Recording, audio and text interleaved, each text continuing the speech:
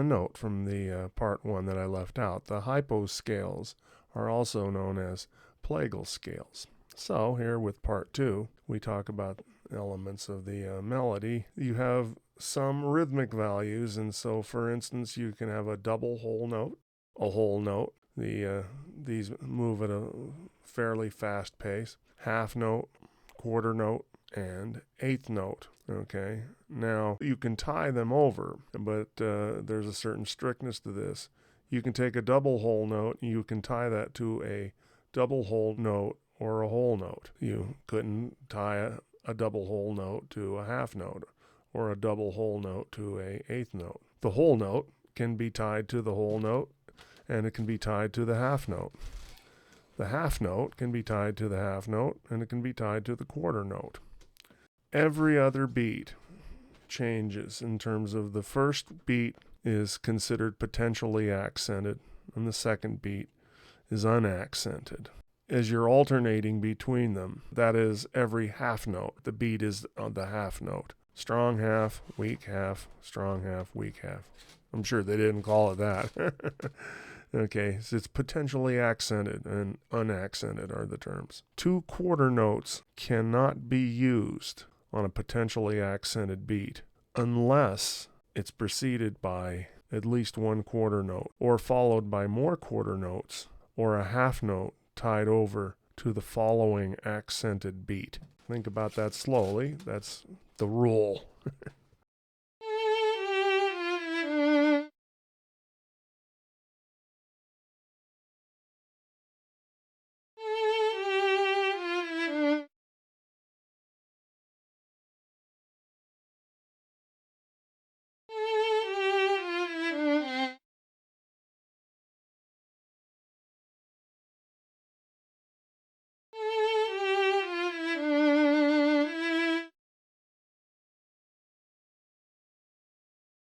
So in the melodic line, it's more stepwise than skips, seconds.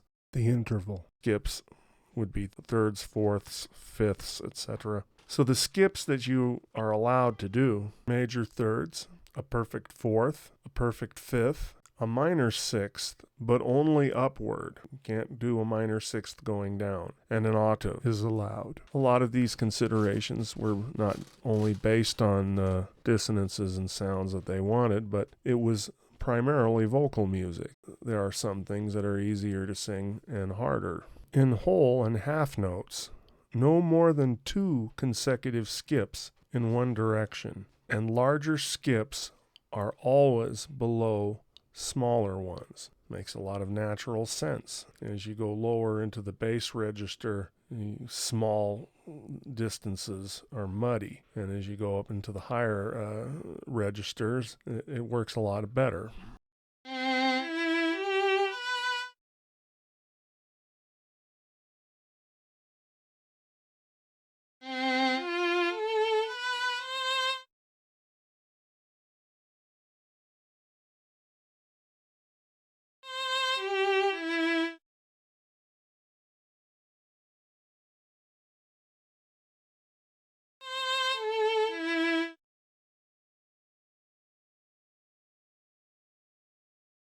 In quarter notes, only 1 skip in one direction. Downward skips from any kind of beat. Upward skips from unaccented beats only. And skips larger than a third must be followed up by motion in the opposite direction.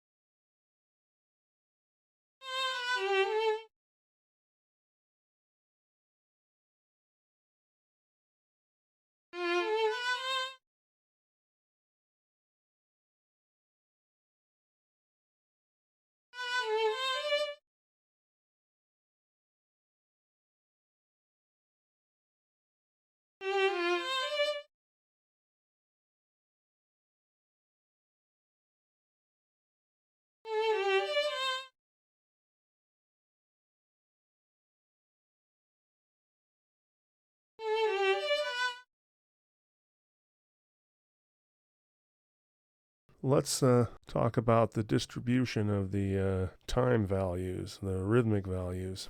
Irregular distribution of rhythmic values, that is, no periodic symmetry. Avoid the repetition of melodic and rhythmic patterns, sequences, that is. You wouldn't use sequences. In upward motion, smaller values as a rule at the beginning, broadening toward the top of the phrase.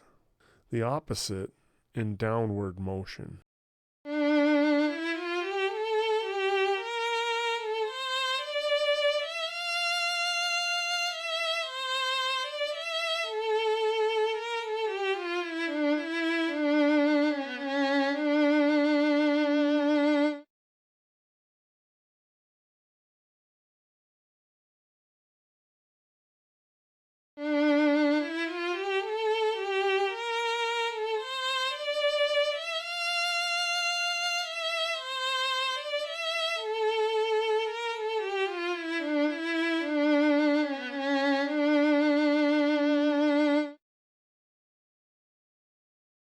No more than 2/3 of the potentially accented beats should be articulated.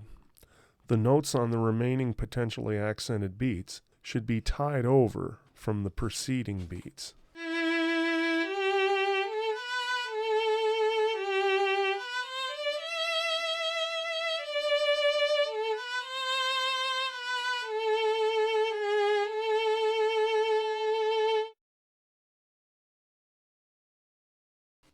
As we said earlier, the half note is the core unit. You use about 75% of the melody in half notes and larger notes, and the balance of the rest of them are quarter notes. There's very few eighth notes, and they come in pairs only, and on unaccented beats only, and it's stepwise only, and there's no more than 8 quarter notes in a row. So you should probably begin with the final or a fifth above it, and you should finish the phrase on the final. When you're in the polyphonic world with more than one melody, the parts above the lowest may end a fifth above the final. So the parts above the lowest may end up a fifth above the final. Phrases have to end on accented beats with a half note or a larger note. Within the melody, emphasized to some extent in the authentic modes, the fifth above the final of the mode, in Phrygian the sixth, in the plagal modes, the third above the final, in hypomixolydian the fourth. Approach the final of the mode stepwise from the upper or lower leading tones. Both leading tones should be approached stepwise. In polyphonic settings, especially the lowest voice may skip into the final from the fifth, or, especially in setting of more than 2 voices, from the fourth tone of the mode. In Phrygian, from the fourth only. Plagal cadence, right? In Dorian, Mixolydian, and Aeolian, the lower leading tone is always raised in the approach of the final. If the leading tone in Aeolian is approached stepwise from below, the 6th tone of the scale must be raised too. The leading tone in Phrygian is never raised.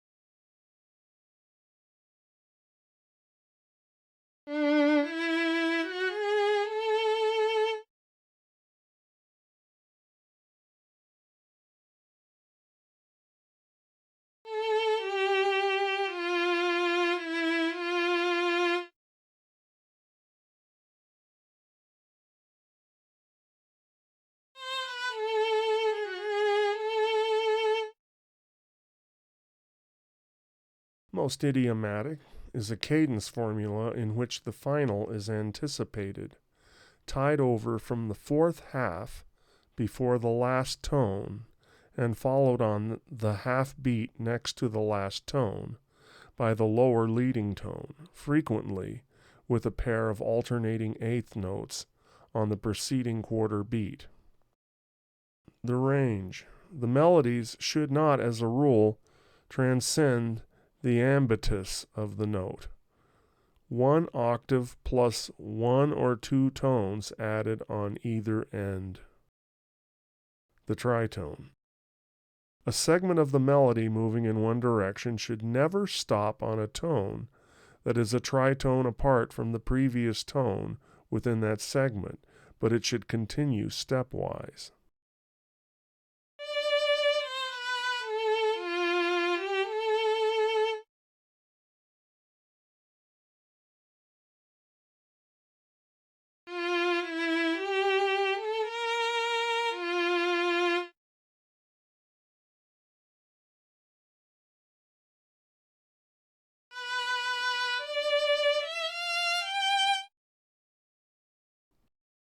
And this is one of the neatest points about this. Each phrase of the melody must reach its highest tone only once. And likewise, the whole piece has a high point that you go to only once. Then people write books about the golden mean and so forth, and it's the way people think frequently. After all, we're after elegance and beauty.